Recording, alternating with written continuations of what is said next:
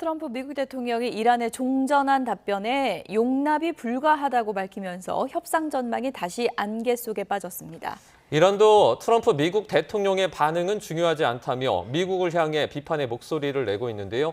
관련한 이란 전쟁 내용, 성일광 서강대 유로메나 연구소 교수, 이용정 한국국가전략연구원 센터장과 함께 이야기 나눠보겠습니다. 어서 오세요. 어서 오세요. 안녕하십니까. 예. 용납 불가하다. 트럼프 미국 대통령의 인내심이 이제 바닥을 드러내고 있는 것 같습니다. 트럼프 미국 대통령 이런 입장을 밝혔는데요. 이란이 보낸 답장을 받아들고 화가 많이 났습니다. 완전히 용납 불가하다. 방금 이란의 이른바 대표들로부터 온 답변을 읽었다. 나는 마음에 들지 않는다. 완전히 용납할 수 없다. 이런 표현을 썼고요. 네, 미루고 있다. 딜레이 이 글자를 3번이나 썼습니다. 이란은 47년 동안 미국과 세계의 나머지 국가를 가지고 놀아왔다. 이런 표현까지 썼고요. 버락 후세인 오바마가 대통령이 되자 이란은 횡재를 하기도 했다. 과거를 들먹이기도 했습니다. 네, 성일광 교수님. 완전히 용납이 불가하다. 답장이 완전히 마음에 안 든 거죠, 지금? 그렇죠. 예. 거의 뭐 찢어버리고 싶다 이 얘기 같은데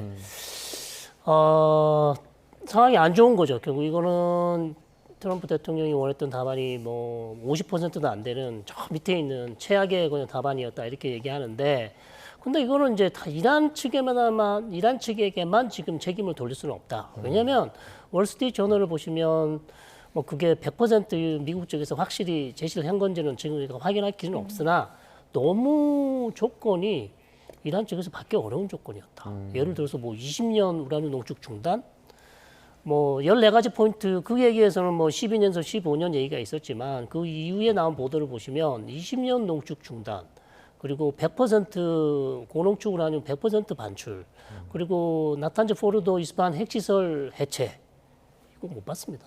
이게 만약에 진짜 미국이 제안했더라면 거기에 트럼프 대통령이 무슨 이란 측에서 좋은 진전된 어떤 답안이 올 거라고 기대했다면 기대를 잘못하신 거죠. 그러니까 기대치를 낮춰야 됩니다. 기대치를 더 낮춰야 되고요. 그렇지 않으면 사실상 이 협상이 진행될 가능성은 별로 없다. 그렇게 지금 판단됩니다. 핵 얘기를 조금 해보자면 이란이 이제 자국에 남아있는 고농축 우라늄 일부는 이제 일부 희석을 하고 나머지는 삼국 이전하는 그런 방안을 좀 논의했다라고 하는데, 사실 이란 같은 경우에는 이제 핵 같은 부분에서 포기를 하는 것을 이제 미국 측에서는 전혀 받아들일 수 없다, 이런 식으로 저희가 이해를 할 수 있을까요? 그렇죠. 지금 핵을 가진 이란을 용납 못하겠다는 뭐 트럼프 대통령의 의지는 확실한 것 같은데요. 이란도 이제 이번에 사실 그 종전 협상안과 관련해서 2차 협상을 할 수 있는 어떤 틀을 좀 만들어가고 이 국면을 관리해 나가려면 전략적으로 조금 유연성을 보일 필요는 있었다고 생각합니다. 핵 문제 관련해 가지고 지금 성일광 교수님 말씀하신 대로 그 미국이 요구한 대로 하면 사실 백기투항하라는 얘기나 마찬가지거든요. 그렇다면은 2015년에 이란이 JCPOA, 이란하고 미국하고 포괄적 핵 협상을 했을 때 그 합의 정도로 예. 어떤 다른 방안을 좀 제시하면서 자기들의 요구도 했어야 되는데 그런 얘기는 전혀 안 하면서 이란이 지금 급한 게 있습니다. 원유 생산이 지금 너무 넘쳐나다 보니까 보관도 어렵고 지금 여러 가지 있어서 하르그 섬 같은 경우에는 지금 생산된 저장된 유류를 일부러 바다로 방출한다는 의혹까지 있잖아요. 근데 이란이 그런 트럼프의 요구에는 응하지 않으면서 30일간 석유 좀 팔 수 있게 해달라. 이렇게 하니까 트럼프가 화가 날 수밖에 없죠. 이게 뭐 그냥 서로 눈높이가 어느 정도 다른 게 아니라 협상안을 보고 용납할 수 없다 이럴 정도면 아마 트럼프도 지금 내일 모레 베이징에 와야 되잖아요. 13일 날 저녁에는 베이징에 도착하기로 돼 있으면 예. 지금 마음이 상당히 급해서 어떤 식으로든지 그 MOE 형태로라도 좀 봉합을 해놓고 오고 싶을 텐데 그런 심리를 좀 그런 입장을 잘 이란이 활용을 했으면 좋겠는데 이란도 지금 만만치는 않은 것 같습니다. 네, 성일광 교수님. 지난주만 해도 분위기 좋았잖아요. 네, 합의가 거의 될 것 같고 무슨 한쪽짜리 MOU 얘기도 나왔는데 네. 파키스탄이 중간에서 너무 분위기를 띄운 건가요? 어떻게 봐야 됩니까? 그러니까 파키스탄 쪽에서 너무 잘 된다고 계속 얘기를 해왔고 트럼프 대통령은 그걸 믿었던 거죠. 믿었던 측면이 또 있고, 그러니까 협상이란 게 파키스탄 쪽에서는 계속해서 자기가 중재를 하고 있기 때문에 긍정적인 메시지를 트럼프 대통령에게 얘기를 할 수밖에 없습니다.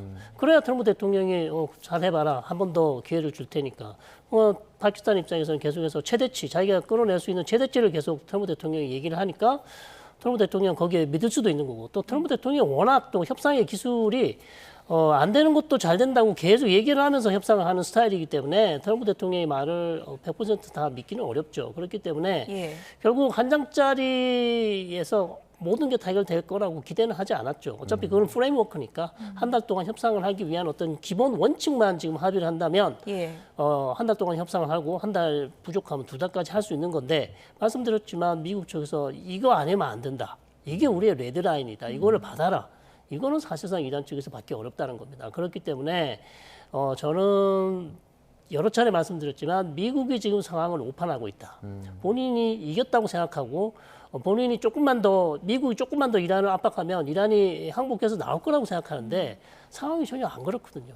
상황 판단이 완전히 잘못됐어요. 그럼 파키스탄이 이란 대표들하고 얘기할 때 의사소통이 제대로 안 된 겁니까? 의사소통은 하고 있지만 예. 파키스탄도 지금 문제가 있는 게 계속해서 미국 측에만 계속 양보를 요구해왔어요. 지금까지도 보면. 그래서 미국 쪽은 상당히 불만이 있다는 얘기도 있었습니다. 왜냐하면 워낙 이란 혁명수 부대 쪽이 강경하기 때문에 이쪽에는 아무리 찔러도 나올 게 없습니다. 그러니까 계속해서 미국 쪽에 계속 요구를 하는 거죠. 미국 측이 좀 기대치를 낮춰야 된다. 그거는 또 제가 동의하는 부분이잖아요. 예. 미국 측에서 기대치를 낮추지 않으면 이 협상은 더 이상 진행될 가능성이 없습니다. 왜냐하면 이란의 입장이 워낙 강경하기 때문에 이란에서 예를 들어서 20년을 어떻게 봤습니까? 12년, 10년 정도 낮춰줘야 되고 우라늄 고농축을 하면 반출. 그러니까 절반 정도는 이란에 그냥 희석해서 남겨두고 나머지는 그러면 미국이 아니더라도 러시아나 다른 국가에 반출하면 되거든요. 근데 굳이 이거를 미국 측에서 가져가겠다는 것은 승리의 그림을 그리고 싶은 거예요. 이거 우리가 가져왔다. 미국 국민들께 보여주고 싶은 거죠. 근데 그것도 중요하지만 이란이 그걸 동의하지 않는다면 차라리 러시아에게 주는 게 낫습니다. 100%, 90% 러시아에 주고 이걸 문제를 푸는 게 낫지. 계속해서 자기는 하나도 양보를 하지 않고 모든 걸 다 가져가겠다. 불가능합니다. 근데 미국 입장에서는 예전에 이제 오바마 때 15년으로 이제 합의를 본 적이 있잖아요. 네. 그래서 뭐 10년, 12년 여기까지 내리기는 뭐 쉽지 않다라는 그렇죠. 얘기가 있더라고요. 그러니까 그것까지 생각을 하면요. 트럼프는 그러니까 모든 걸 다 가지고 싶은 거예요. 오바마도 이겨먹고 싶고 이란도 이겨먹고 싶은 겁니다. 불가능합니다. 지금 트럼프 대통령에 있는 선택지는요. 좋은 선택지 없어요. 나쁜 선택지냐 아니면 최악이냐. 그거밖에 없어요. 네, 이영동 센터장님. 네. 근데 트럼프 미국 대통령이 파키스탄의 아심 무니르 육군 참모총장을 칭찬을 했을 때는 네. 이란을 좀 움직여봐라 이런 의도였을 거 아니에요? 그렇죠. 무니르에 대한 그 트럼프의 신뢰는 절대적입니다. 예. 사실 이제 아심 무니르가 파키스탄의 실질적인 지배자잖아요. 무니르 그 육군 총장은 사실 군부뿐만 아니라 그 파키스탄 권력을 전체적으로 장악을 한 상태에서 지금 면책특권까지도 가지고 있습니다. 예. 어떤 죄를 지어도 처벌을 안 받는 그런 조항까지도 본인한테 지금 예. 적용이 되고 이러고 그동안의 그 인도와 파키스탄의 분쟁 과정에서도 트럼프가 중재 역할을 잘해줬다. 정말 노벨상감이다 이러면서 이제 환심을 샀고 백악관에 가서도 단독으로 트럼프하고 면담을 할 정도로 이 정도기 때문에 아마 무니르 장군한테 많이 기대를 건 것 같아요. 트럼프 대통령은. 그리고 중매를 하는 입장에서는 그렇죠. 파키스탄 입장에서도 이쪽에 가서 좋은 말 하고 이쪽에 가서 좋은 말 하고 이러다 보니까 이 좀 시각차를 좁혀지는 것처럼 비춰지긴 했는데 네. 실질적으로 결정적인 과정에 가서 이제 문서를 맞추는 9개와 14개를 맞추는 과정에서 보면 차이가 많은 거고 지금 벌써 1차 협상을 이슬라마바드에서 하고 결렬되고 한 지가 10일이니까 지난달 12일이니까 한 달이 딱 됐지 않습니까? 네. 다시 이게 협상을 위한 모멘텀을 찾기가 좀 쉽지 않은 상황이고 예. 일단은 트럼프 입장에서는 지금 다른 바쁜 일정이 너무 많기 때문에 상당히 쉽지 않을 것 같습니다. 그래서 이번 미중 정상회담을 마치고 본인이 이제 아마 좀 그 결과라든가 이런 것들을 본 뒤에 6월 14일이 자기 80회 생일이고 그거 맞춰서 또 이벤트가 많이 준비돼 있으니까 생일입니까? 그렇죠. 예. 팔순 잔치를 지금 거대하게 하려고 지금 준비를 하고 팔순잔치가 있습니다. 있군요. 예. 그 변수가 그래서 있었군요. 백악관에서 지금 UFC 경기도 앞 잔디밭에서 지금 하기로 결정이 돼 있고 이런 예. 상황이기 때문에 트럼프 입장에서 지금 마음이 바쁘거든요. 그러니까 예. 미중 정상회담 이후 이번 주말부터 아마 6월 14일 그 직전까지 또 다른 레벨의 어떤 협상들, 타결 이런 것들을 다시 시도할 것 같습니다. 예. 그럼 이쯤 되면 사실 파키스탄만으로는 중재 역할을 좀 하기 좀 힘이 붙인다라는 생각이 좀 들기도 하는데 네. 뭐 중국이나 러시아가 더 적극적으로 들어와야 되는 거 아니에요? 그러니까 최근에 나온 보도 이제 카타르가 다시 한 뭐 2주 전부터 계속해서 적극적으로 협상 노력을 하고 있다. 파키스탄에 이어서. 그리고 파키스탄 또 카타르가 또 미국하고도 친하고 이란하고도 친하기 때문에 중요한 역할을 과거에도 많이 하지 않았습니까? 핵 협상에도 카타르가 중재를 많이 했었고, 다만 트럼프 대통령이 이거를 지금 봉합을 하지 못하고 지금 시진핑 주석을 만나야 되고요. 그럼 시진핑 주석에게 부탁을 해야 되잖아요. 그럼 하나의 빚을 지는 거나 마찬가지거든요. 그러니까 이란 관련해서 좀 중국의 역할을 기대한다. 그러면 호르무즈 해협이 지금 안전하게 개방이 되지 않는 상황, 이란이 계속해서 해협을 봉쇄하는 것은 국제사회 전체 모든 국가에게 도움이 되지 않는 상황인데 왜 중국은 중요한 역할을 하지 않냐? 이란에 대한 지렛대를 가지고 있으면서 그렇게 이제 좀 외교적으로 도와달라고 요청을 할 수 있는데 지금 트럼프 대통령도 갈 길이 바쁩니다. 미국, 중국하고 여러 가지 의제가 상당히 많이 있는데 그 부분에서 이제 계속해서 이란 얘기를 꺼내다 보면 자기가 불리하죠. 왜냐하면 도와달라고 요청을 해야 되는 거니까. 그렇기 때문에 저는 중국이 그래서 적극적으로 나서서 이번 정상회담을 통해서 미국과 이란 간의 협상이 어떤 돌파구를 마련할 수 있을까 기대를 하고 계신 분도 있을 텐데요. 저는 그럴 가능성은 그렇게 높아 보이지 않는다. 네. 이렇게 봅니다. 어쨌든 지금 일정을 보면 중국도 가야 되고 그 날짜도 바꿀 수가 없고 그리고 말씀해 주신 것처럼 팔순잔치도 해야 되고 일정은 많은데 이란은 지금 뜻대로 따라주질 않고 트럼프 미국 대통령의 마음이 상당히 좀 조급합니다. 그래서일까요? 지난 주말 사이에 SNS에 AI 합성 이미지들을 상당히 많이 올렸죠? 네, 그렇습니다. 이란 공격을 격퇴하는 것을 떠올리는 그런 인공지능 합성 사진들을 연달아서 이렇게 올렸는데요. 단순히 압박용인지 아니면 트럼프 대통령의 초조함을 드러내고 있는 건지 화면을 보시면서 직접 판단해 보시면 좋을 것 같습니다. 네, 하늘을 날던 나비가 바스러지면서 바다로 떨어지듯이 자, 이란 국기를 단 드론들이 불길에 휩싸인 채 바다로 추락을 합니다. 트럼프 대통령이 현지 시각 그제 자신의 SNS에 올린 인공지능 합성 사진인데요. 이 드론들이 나비처럼 떨어진다는 조롱 섞인 제목까지 달려 있습니다. 이런 사진도 게시를 했습니다. 안녕 드론들이라는 제목과 함께 미 함정이 레이저로 드론을 모두 격추하는 그런 사진이 또 올렸습니다. 이 사진들을 포함해서 트럼프 대통령 이란 함정이 격파되거나 바닷속에 침몰한 듯한 AI 사진을 폭풍 게시했는데요. 미국의 압도적인 군사력을 과시하면서 이란의 전력을 조롱하는 일종의 경고성 취지인 것으로 해석이 됩니다. 하지만 이런 압박에도 이란이 아랑곳하지 않은 채 버티기 전략에 나서면서 오히려 트럼프 대통령의 초조함만 드러냈다라는 분석도 나오고 있습니다.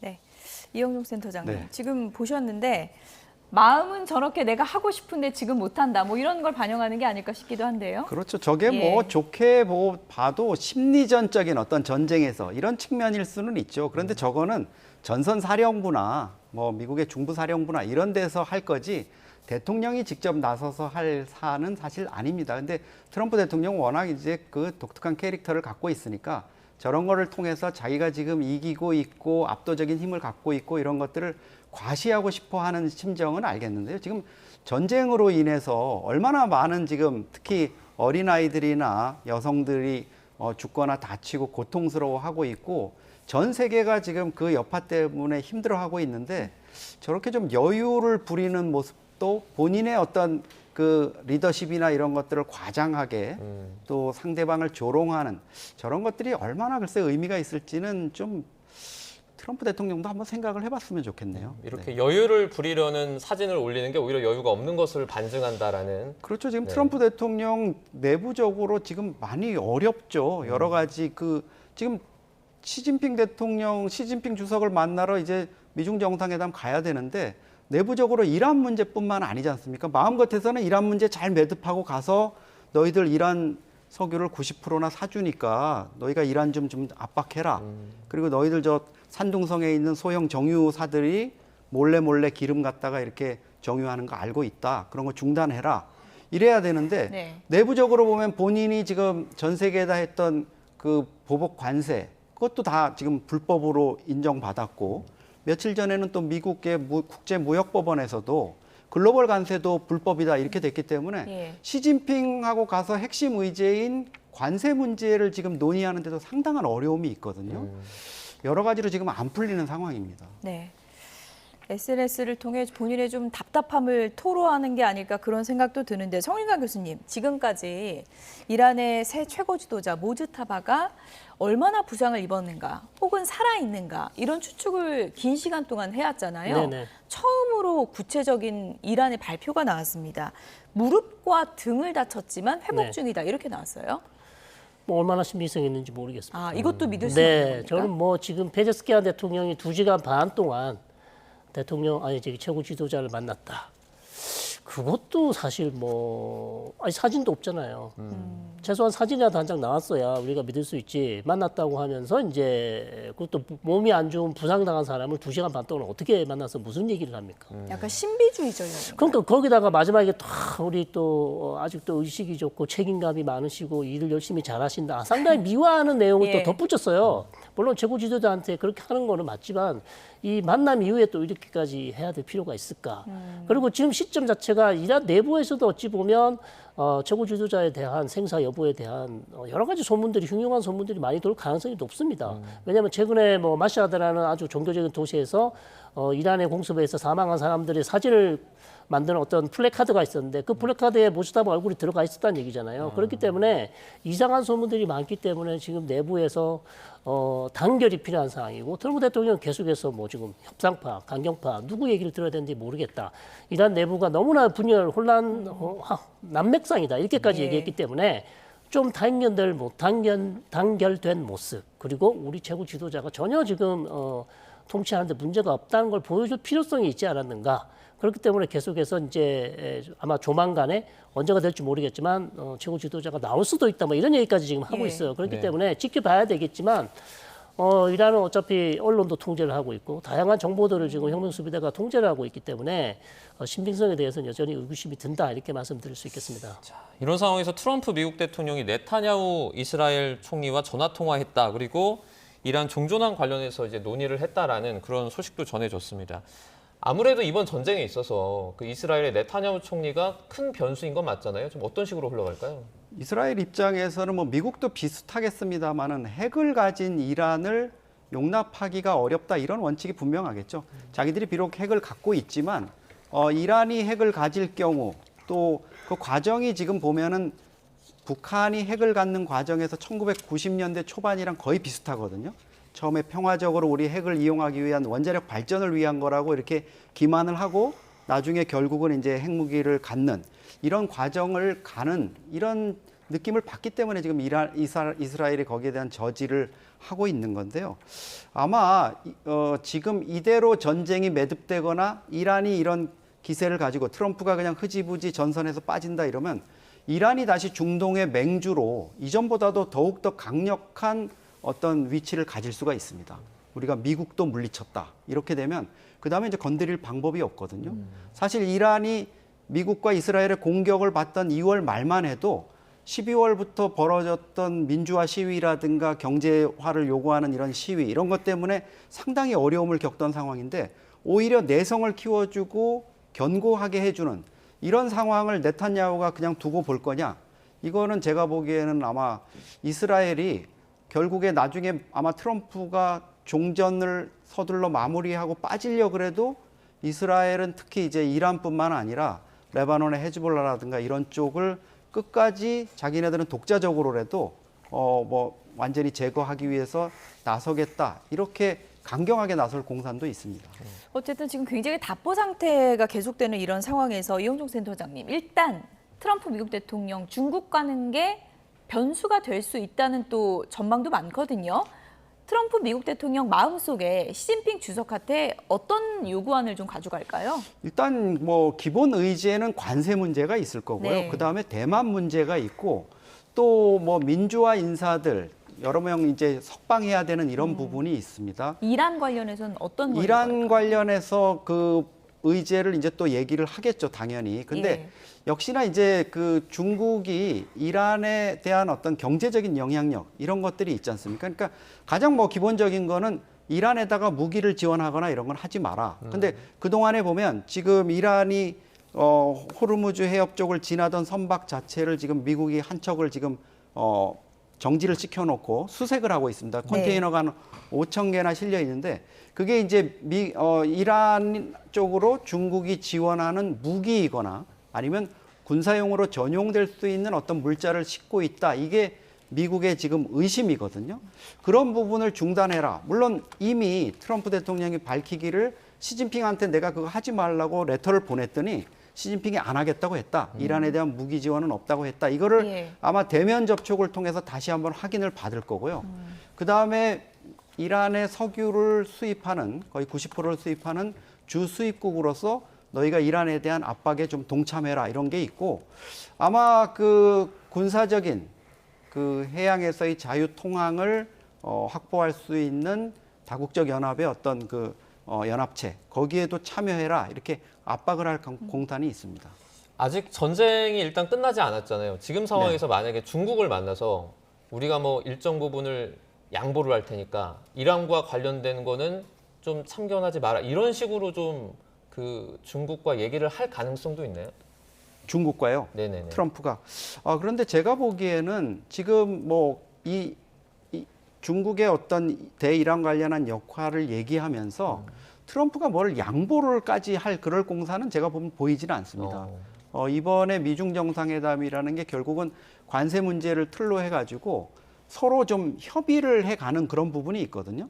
그러니까 트럼프하고 뭐 시진핑이 그냥 만나는 게 아니라 지금 뭐 베센트 재무장관이라든가 이런 사람들이 사전에 양측 간에 조율을 하고 있습니다. 그래서 지금 미국이 그 중국에 대해서 부과했던 145%의 어마어마한 그 상호 관세 그리고 중국도 125%의 보복 관세를 매겼었거든요. 그거를 지금 각각 115%포인트를 줄여서 뭐 한 10% 그리고 35%요 정도 30% 정도만 하는 걸로 양측이 지금 이 사태를 수습하기 위한 어떤 조정 단계에 들어가고 있습니다. 그래서 이란 문제도 제가 보기에는 미중 정상이 어떤 충돌을 하거나 서로 간에 간극을 벌리는 게 아니라 아마 좀 의견을 일치해가는 그런 쪽으로 수렴이 될 가능성이 있고요. 시진핑 주석도 지금까지 이란 전쟁의 개전 이후부터 어떤 행보라든가 발언들을 보면 중국의 국제적인 역할, 분쟁 해결사로서의 역할 이런 부분을 강조하고 있거든요. 내부적으로 뭐 미중 정상 간에 어떤 이견이 있고 불협화음이 있을지 모르지만 결과적으로 회담에 어떤 한 6차례 정도 만난다고 하는데요. 2박 3일 동안. 그 기간에 나오는 합의문에서는 양측이 이란 문제 관련해 가지고 어느 정도 의견 접근을 하고 사태 해결을 위한 쪽에 머리를 맞대는 쪽으로 저는 결론이 날 것 같습니다. 네, 미중 간에 이렇게 깊은 대화를 나누는 게 상당히 오랜만이기 때문에 어떤 결과가 나올지 좀 주목을 해봐야 될 것 같습니다. 우리의 문제도 또 있습니다. 호르무즈 해협에서 피격된 나무호, 이 피격당한 원인을 놓고 여러 가지 얘기들이 나오고 있는데요. 우리 외교부 브리핑도 좀 잠시 듣고 오겠습니다. 미상의 비행체 2기가 HMM 나무호 선미 좌현 평행수 탱크 외판을 약 1분 간격으로 2차례 타격하였고 타격으로 인한 충격 후 진동을 동반한 화염 및 연기가 발생한 것으로 확인되었습니다. 전문 기관을 통해서 감식 등의 정밀한 분석이 필요할 것이기 때문에 지금 현 단계에서 그것이 누구 주체가 누구인지는 아직 판단하기 어렵다는 그런 말씀을 드리겠습니다. 네, 이번 피격이 미사일인지 드론인지 무엇인지 그리고 공격 주체가 누군지 이게 확정이 안 된 그런 상황이고요. 들어본 것처럼 지금 이란 내에서도 좀 엇갈린 얘기들이 나오고 있다 그래요? 그렇죠. 이란 내부는 지금 어쨌든 외교부 쪽에서는 계속해서 부인해왔죠. 우리는 아니다.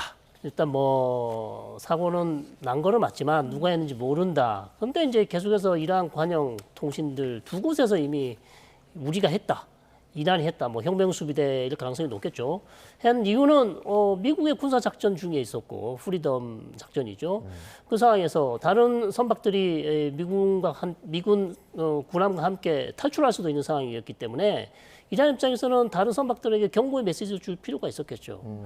움직이지 마라. 통제는 우리가 하고 있다. 움직이다가 잘못하면 다칠 수 있어. 그러면 이제 시범 케이스를 좀 만들어야 돼요. 그렇다면 이제 한국의 선박이 지금 공격을 받았고 의도적인지 아니면 무작위로 공격을 했는데 운 나쁘게도 우리 한국 선박이 공격받았을 가능성이 있는 것이죠. 그날 또 다른 주변을 보시면 프랑스 선박도 공격을 받았고요. 그다음에 중국 유조선도 위에 갑판에 불이 나는 그런 피해를 입었습니다. 그러니까 뭐 그렇기 때문에 특정 국가를 노린 건 아니다 이렇게 보시는 겁니까? 그러긴 한데 그것도 지금 확인할 수는 없죠. 왜 그러면 프랑스 선박이 공격을 받아야 되는지, 왜 한국 선박이 공격을 받았는지, 그 많은 선박 중에 사실 우리는 26척밖에 안 돼요. 2,000척이 넘는 선박입니다. 그렇다면 왜 우리가 공격을 받아야 되냐? 예. 이것이 이제 지금 규명을 해야 되는 상당히 어려운 부분이라고 할 수 있겠습니다. 정부도 이제 공격 주체에 대해서는 신중하게 좀 판단을 이어가고 있는 것 같은데 만약에 조사 결과 그러니까 이란군에 의한 어떤 군사적인 공격이다라는 것이 좀 명확하게 밝혀지면 외교적으로 좀 문제가 될 수밖에 없을 것 같아요. 그렇죠. 한이란 관계를 고려해서 신중하게 접근하는 거는 좋았는데 정부가 초기부터 대응을 좀 잘못한 거죠. 국민의 안전 또 생명 여기가 전쟁 수역이잖아요. 거기에 우리 상선이 있고 우리 국민들이 거기에 타고 있는데 공격을 받은 징후라면은 최악의 상황을 가정해 가지고 대응을 하는 게 안보에서는 맞는 것 같습니다. 그런데 지난 5월 4일 날 정부가 대응에 나섰죠. 전날 이제 밤에 피격을 당했다는 소식이 들리니까. 그런데 첫 회의를 연 게 비서실장이 주재해가지고 했어요. 네네. 5월 5일 물론 그 어린이날이고 휴일이다 보니까 그럴 수 있지만 비서실장이 대응해서 이게 될까? 그 비난이 있으니까 그 다음 날 이제 위성락 안보실장이 나왔는데 예. 피격이란 얘기가 있었지만 우리가 알아보니까 좀 아닌 것도 있어가지고 우리가 NSC 회의도 안 하고 이런 거다 이렇게 해명을 했는데 그럼 미국 대통령이 한국 배가 이란에 의해 가지고 맞았다. 또 현지에 있던 중부사령부도 그렇게 발표를 했고요. 전쟁 상황을 누구보다도 잘 알고 있는 피터 헤그세스 국방장관이 한국이 이란으로부터 피격을 당했다고 얘기했는데 예. 그 많은 통보나 언급을 무시할 정도의 결정적인 정보를 정부가 갖고 있었느냐? 지금 결과적으로 아닌 걸로 드러나고 있지 않습니까? 그러다 보니까 이제 뭐 지금 선거를 앞둔 기간이고 이러다 보니까 이게 또 정치 쟁점화가 될 것 같은데 처음부터 이거는 좀 분명하게 대응을 했어야 되는 게 맞는 것 같습니다. 그리고 정부가 아직까지도 주체가 불명확하다 이렇게 얘기하는데 지금 정부의 말과 행동이 또 다르지 않습니까? 어제 저녁에 보면은 쿠제치 서울 주재 이란 대사가 사실상 초치가 됐어요. 네네. 외교부에. 그러면 누가 쐈는지도 확인도 안 됐는데 이란 대사를 초치한다? 그럼 이란이 가만히 있겠습니까? 이란 대사가 와가지고 아무 얘기도 못하고 외교부에 물어봐라 이러고 갔다는 거는 정부가 이미 이란의 소행이라는 걸 분명히 확증하고 있다는 거죠. 그러니까 이란 대사를 부른 건데 지금 아마 그거를 말을 하기가 좀 부담스러우니까 못하고 있는데 지금 뭐 미상불상체라 그랬는데 이게 문재인 정부 때 이런 일이 있었습니다. 2019년 5월에 북한이 미사일 쏘니까 문재인 정부에서 그거를 발사체, 불상 발사체 이렇게 얘기를 해가지고 뭐 우리 그 네티즌들이 부처님 그 불상이 불을 뿜으면서 날아가는 이런 밈까지 만들어서 조롱하고 이랬거든요. 조금 제가 보기에는 이게 국민 안전 또 현지에 아직도 26척의 우리 배가 있는 이런 상황이니까 이란에 대해서 조금 더 단호하게 이 항의를 하고 후속 조치를 요구할 필요가 있을 것 같습니다. 예, 지금 정황상 그리고 이제 미국 발표로는 이제 이란의 공격이 미국 발표도 있었던 그런 상황이고, 근데 이제 이란과의 또 관계도 또 이제 무시할 수는 없는 그런 그렇죠. 정부의 현실적인 입장이 있는 건데 프랑스는 공격받고 함선을 지금 보냈잖아요. 그렇죠. 우리 정부 같은 경우에 어떤 좀 대응을 해야 될까요? 그렇게 저희도 이제 고민이 많을 겁니다. 이게 이제 결과적으로 이란으로 결정이 난다면, 판단이 된다면 바로 그러면 우리도 어떻게 군함을 보내서 남아있는 우리 선박들에 대한 안전을 지켜야 되는 것인지, 아니면 전쟁의 추이를 보면서 조금 천천히 결정해야 될 것인지 상당히 어려운 부분이고요. 어쨌든 트럼프 대통령은 프리덤 작전이 진행되면 우리한테 요청을 한 바 있습니다. 그렇기 때문에 거기에 대한 또 대응을 해야 되는데 아직까지는 좀 작전 재개한다는 얘기는 없습니다. 다만 지금 저희는 제 생각에는 지금 빨리 급하게 우리가 여기에 대해서 대응하기보다는 어쨌든 최종 결과를 보고 그다음 미국하고도 또 대화를 통해서 다른 방안을 또 우리의 선박들의 안전을 지킬 수 있는 다른 방안을 좀 생각해 봐야 될 것 같고요. 예. 다만 이란하고 우리의 관계가 가장 중요한 건 저는 그거라고 봐요. 호르무즈 해협을 지금 이란이 통제할 가능성이 높습니다. 이 전쟁이 끝나더라도 그렇다면 이제 이란하고 관계를 어떻게 하냐에 따라서 우리가 이제 호르무즈 해협을 통해서 좀 원유를 계속 에너지를 수입해야 되는 상황이기 때문에 네. 자, 이란하고 여기서 이 문제를 통해서 관계가 틀어진다. 그럼 우리한테도 분명히 손해되는 부분이 있겠죠. 그렇다 그래서 이걸 그냥 넘어갈 수도 없는 상황이잖아요. 분명히 이거는 공격을 받았다면 그렇죠. 만약 이란으로 판단이 된다면 강력히 이 부분에 대해서는 후속 조치, 그다음에 재발 방지, 그다음에 여기에 대해서 배상까지도 요구를 해야 되는 그런 상황이에요. 그냥 넘어갈 수는 없는 상황이죠. 네. 네. 알겠습니다. 이란 전쟁 관련 내용 자세하게 짚어봤습니다. 성일광 서강대 유럽연화 연구소 교수 그리고 이용종 한국국가전략연구원 센터장과 함께했습니다. 고맙습니다. 고맙습니다.